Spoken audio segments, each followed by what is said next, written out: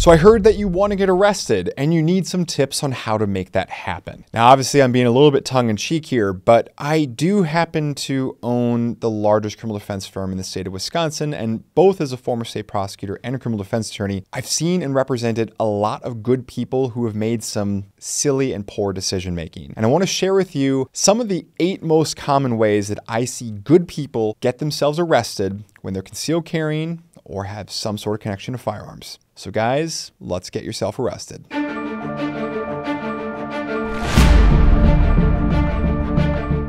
Number 1, and this might be not the most common, but it is just kind of a no-brainer and a good one to lead with, which is just people not knowing the law. I can't tell you how many times somebody thought that, hey, the fact that I had mailed my concealed carry application meant that I was going to be good to carry. Or the fact that, hey, I thought that the law said X versus Y versus Z.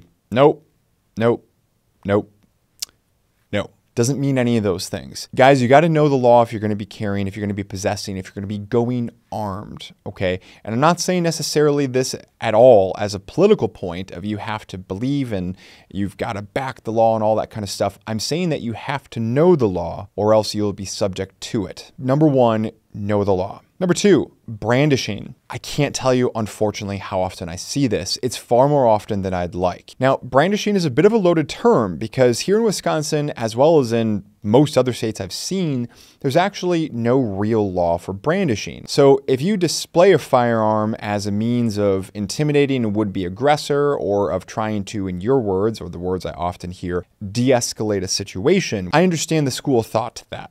But here's another school of thought. Prosecutors and juries often don't like that. They don't. They will see you as escalating the situation when you brandish. Don't brandish, regardless of the situation that you're in. Someone's cutting you off in traffic, don't brandish.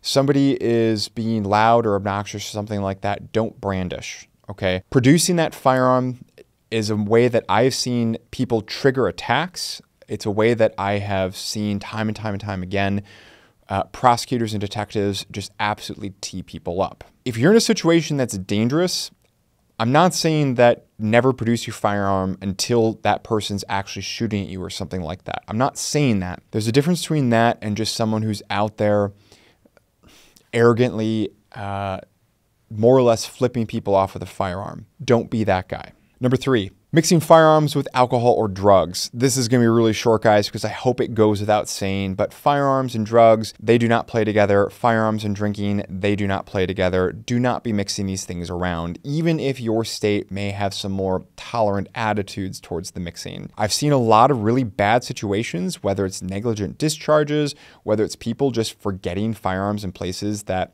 other people had access to them that maybe they would have preferred not have access to them. Just it's a great way of producing bad outcomes, both legally and physically.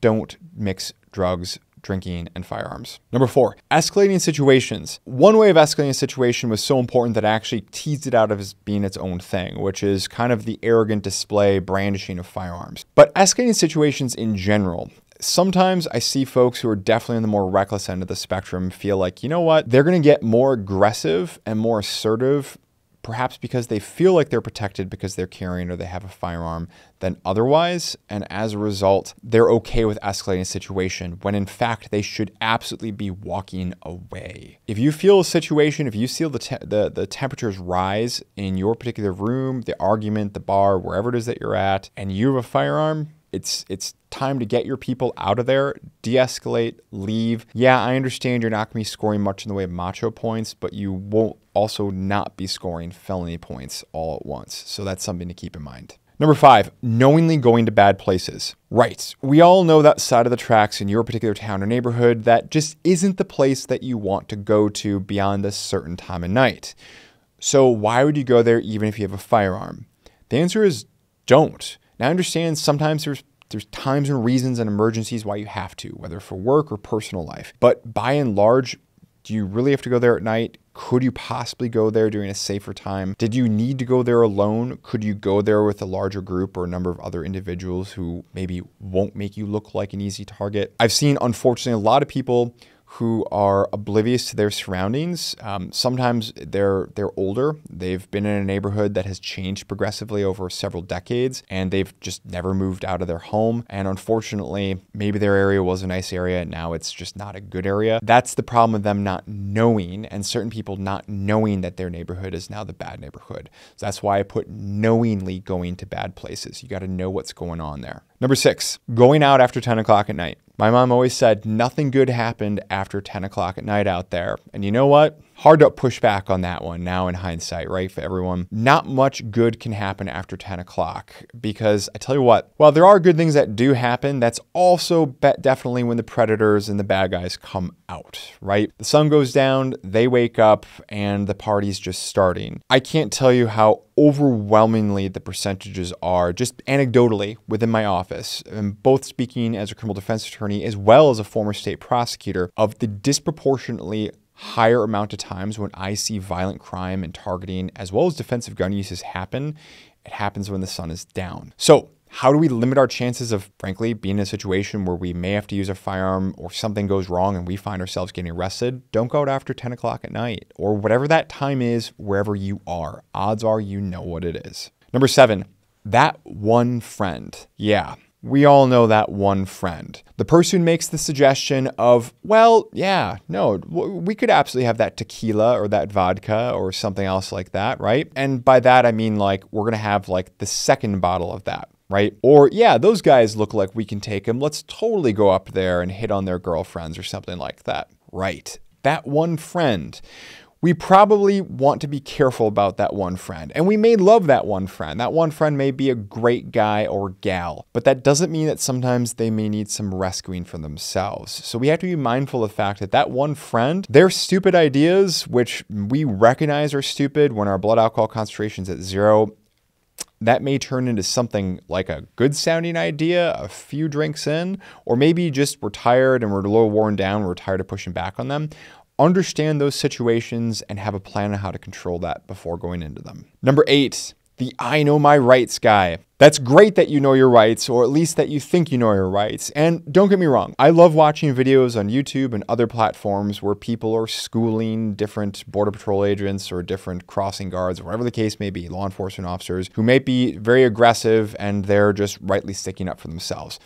But there's a difference between that and the person who's yelling the I know my rights, and they very plainly don't.